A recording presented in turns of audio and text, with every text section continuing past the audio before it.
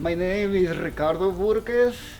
I'm originally from Mexico, from the city of Tijuana, and I become here in this town, beautiful town, as a mistake. It was a great mistake. And since I came here, I dedicate myself in art and also commercial fishing. So I just decided to live the rest of my life up here. Live the rest of your life in Ketchikan. And tell me about how you started to paint murals in Ketchikan.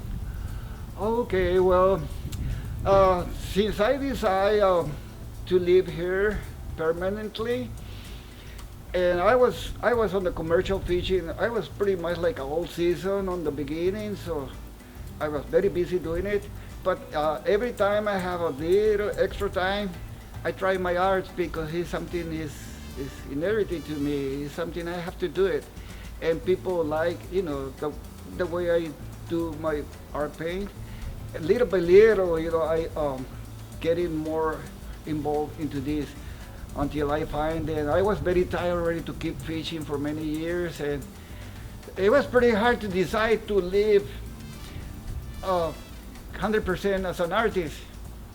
I know it will be a hard decision because it's going to be many struggling times, and what happened? Finally, after me insisting for too many years, things coming better and better for my economical life. How did you start to paint as a child? Did you go to university? Did you get education? How did you start to do art?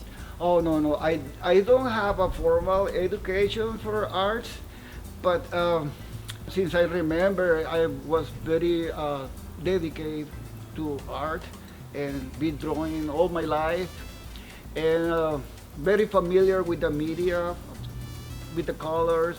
My next door neighbor, they made what they call in those big sign on the highways. Billboard? They call it like a spectacular signs, and they used to be all by hand. And I spent all my days, watching them. They had to pick me up, my parents, every day. So I'm very familiar with that. But I just, it's hard to decide to be 100% artist. It's hard to live out of the arts. But I know I had to do it because otherwise I'm going to be frustrated the rest of my life. So I took the good choice to decide to be an artist. Do you think it is your gift in life that you are an artist? Of course. More than nothing, because interact with all the people, and it is my work open me many doors, and I find this the kind of work I do, painting murals, it become more it's more public and more social. So it's pretty much like I can open different channels for different causes, and I dedicate my work more to the mural because this reason I can I don't know dedicate my work, and also to bring to the people here the dedication for causes.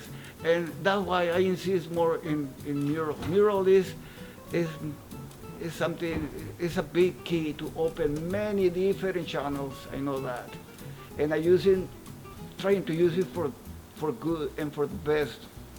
So people here know you as the artist who rides his bicycle to his murals. Yeah, I'm a bicycle artist, and I love that. I love bicycle. I believe bicycle is the man's invention, and I really enjoy it.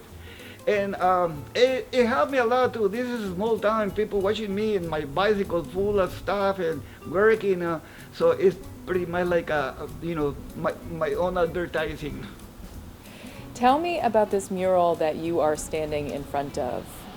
Oh, thank you for this question. Yes, this mural in particular is is very special to me. It, when I start doing this mural, it happened a horrible mid-air accident, and we represented the two planes on this accident with this mural. I asked permission for families and for everybody if it's all right to do that, and now Rendezvous and family is taking this place as a memorial, and it's something really, really touched me. I see that you are in there riding your bicycle. Tell me about the other people that are painted. Okay, people there, and even my bicycle and me there, and some cars. There are actual people from here, and some of the people they actually work in this area, and they asked me if they can appear in my murals. Of course, I take pictures of them, and then after that I paint them. Do you always draw from the inspiration of Ketchikan? Do you always add people from Ketchikan or animals from Ketchikan, or? Well, it's a very interesting question because doing too much work already, too much production. I try to classify my work in different level, different ways. Like this work up here is one of my world level, as the one the big mural at the airport. But I have two or three different other sections, and my world is I try to paint what is the actual places and people. I've been try to memorize, and this is my path on my world, and of course I tried painting cityscapes and things like that. It's pretty much like a documentary, because I'm not only memorizing people, but many of those buildings, they're going to change, on the time, colors and structure they're going to knock down. It happened on this mural. It happened on the other mural. Some of those buildings appear on the mural. They're gone already, So I love cityscape. This is one of my favorite topics too, because as I told you, it's pretty much like a historical document right there, And it have one more value as not only as an art or aesthetic. I try to paint something that is not just for aesthetic. I try to give them a meaning. I consider myself more than an art painter. I consider myself more like a paintbrush poet, because I dedicate all my work for causes, and I try to, my lack of speech, especially on English, it's kind of horrible, So I, express myself with my, with colors and figures, and I love poetry too, but I'm not good on this. Tell me about the mural at Rendezvous.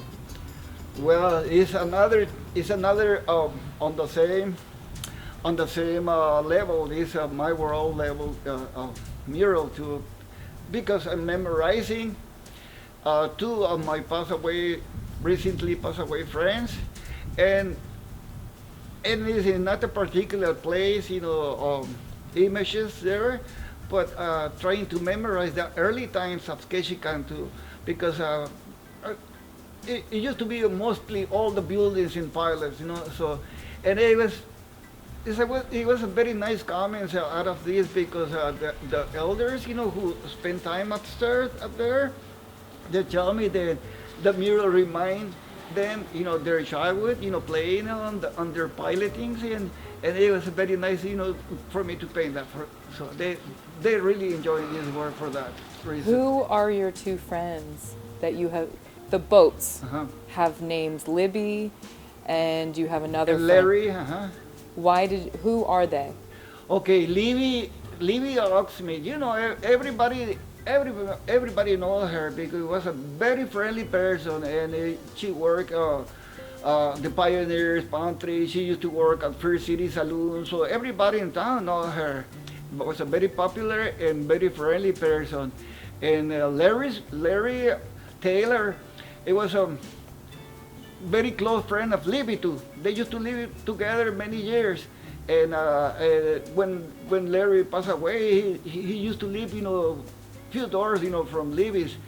And they also, it's a big group of friends, Both of them, they was my good friend, especially Larry, because I spent more time with him. And it was very sad, to know they pass away, and I have the chance to memorize them. So I take the chance.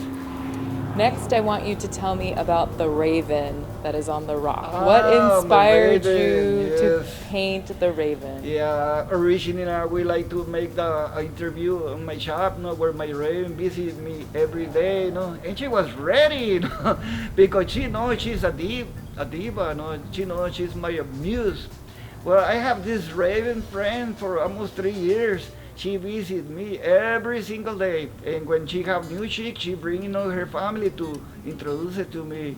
It is I know people can think I'm crazy, but it's a big joy, So I love to be crazy anyway. I noticed you paint a lot in the ocean. You also have painted the salmon fence. When you work on the ocean, you cannot divorce.